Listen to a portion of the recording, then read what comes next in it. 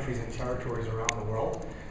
And the 75 million member number is a truly global number. Over half of our membership now comes from overseas. And it's by far and away the fastest growing part of our network.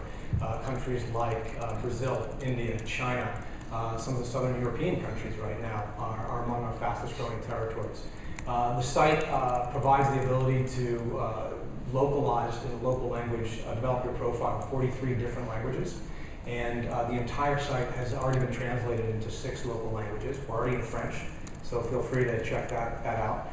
We recently launched in Italian and Brazilian Portuguese, and not surprisingly, both Italy and Brazil are among our fastest growing countries. And so I think you're going to see us becoming more aggressive with truly full-out local language capabilities in a number of additional countries. As far as the competition, I think there's a lot to be said for critical mass. When you're playing a network game, as a professional network, you certainly want to be able to tap the benefits and the power of network effects. And as Matt said in his introduction, I think with 75 million members growing by a member a second, we're in that critical mass zone as it pertains to professional networking.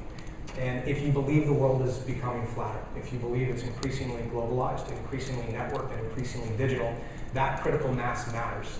And I think being the leading global professional network is going to serve us well in that regard. Great, these are great questions. Let's keep going. That's how you said that this was a quiet group?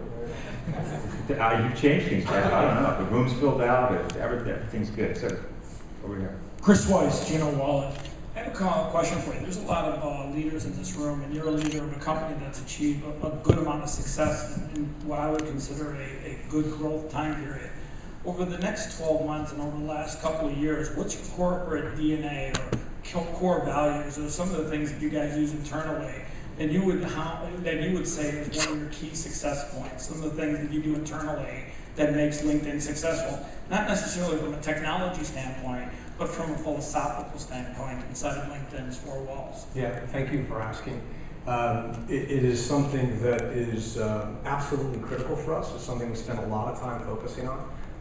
Not just talking the talk, but always trying to walk the walk in terms of who we are as an organization, what kind of culture we want to develop, and making sure that that's cascading throughout the organization. And one of the reasons for that is because of our rate of growth. And the analogy I sometimes use, I heard from a friend some time ago, which is somewhat like rocket science, a hyper-growth company. If a rocket is off by a few inches or even less at launch, it's going to be off by miles when it's out in orbit. If that trajectory is off by just a little bit at launch, it's going to have serious implications. And hyper-growth companies are very similar in that regard. When you're growing quickly and you have a lot of opportunities and it's going fast and furious, that's when it's most important, in my opinion, to establish a firm foundation so that the company will scale, so that your people will scale, so that your software and hardware infrastructure will scale, your processes will scale. Those are the things that can sometimes derail hypergrowth situation. So what are the values that we really focus on? In the aggregate, I would say 3 things: leadership, leverage, and results. Each of those I could break down for you, but just to give you a little bit of flavor of what we're talking about. With regard to leadership, it's knowing that every individual within the organization, not just people who manage others, are in a position to lead by example, to manage with compassion, see the world through other people's eyes. I think oftentimes people tend to see things only through their own lens or perspective, and it creates a lot of challenges for organizations. And if our people can actually see things through the eyes of the people they're working with, we find we're able to make difficult situations that much easier to deal with. We look for people who inspire others. In my opinion, the definition of leadership is the ability to inspire others to achieve a shared objective. And so we're looking for people who have the ability to inspire others, not only through their words, but their actions. The ability to evangelize their vision, why they're excited about building a particular product or service. We're looking for people who strive to make fast, high-quality decisions. I think ultimately the value of a company is highly dependent on an organization's ability to make fast, high-quality decisions. And because we're still relatively small, I think we need to take advantage of that. I've worked in larger organizations, and part of the problem there is it takes a longer period of time to make decisions, sometimes some of the most important decisions, because of the number of people that need to be involved or the processes. and we want to keep that as streamlined as possible. So those are some examples of leadership.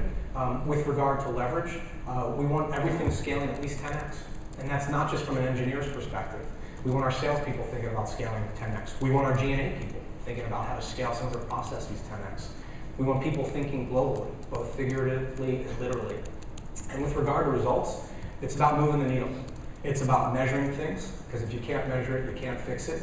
And taking full advantage of the consumer web, this industry that we exist in, with this real-time feedback mechanism at our disposal. It's about quick iteration, it's about learning as much as you can, and it's about improving our products. So those are some of the values that we think about in terms of leadership leveraging results. Well, I, for one, salute and applaud your success.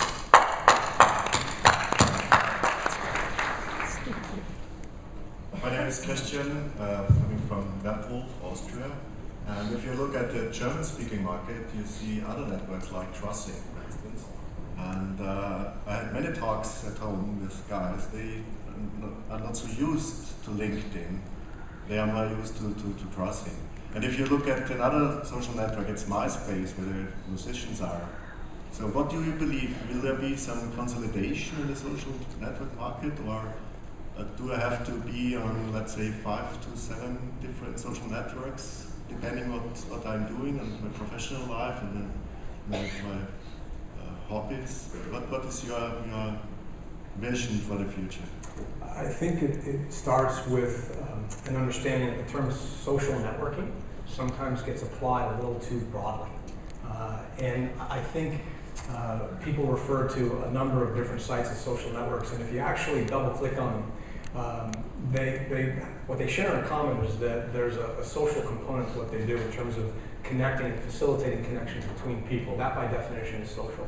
And they benefit through network effects. So I understand social networking, but that conjures up something specific. And I think what we increasingly see is at least 3 emerging social platforms. And they all operate with very different contexts, maybe a little bit of overlap. Facebook is a social utility platform. Largely oriented around connecting people very horizontally, very broadly speaking, across the web. Killer Application is largely oriented around personal applications, personal life, family relationships, social gaming, status updates, sharing pictures. Twitter is a public communication platform. Oftentimes people think of Twitter as a social network. It's really not. As a matter of fact, it's based on a largely asymmetrical model where people may follow one person and that person doesn't follow them in return. It's largely about communicating in a very public forum. And LinkedIn's a professional network. It's all about connecting